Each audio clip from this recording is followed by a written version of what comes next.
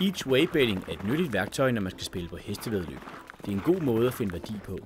Et each way væddemål er 2 væddemål, et på vinderen og et på selve placeringen.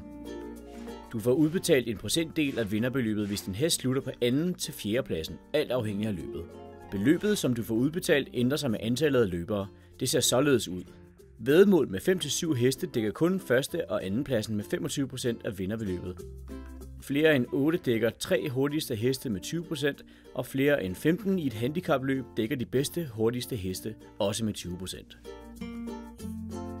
Bookmakerne hader each way betting. Det er en gammel formel, som ikke gavner dem, hvilket er gode nyheder for dig som better. Det bedste tidspunkt at spille på each way væddemål er, når 3 eller 4 heste er klart foran resten.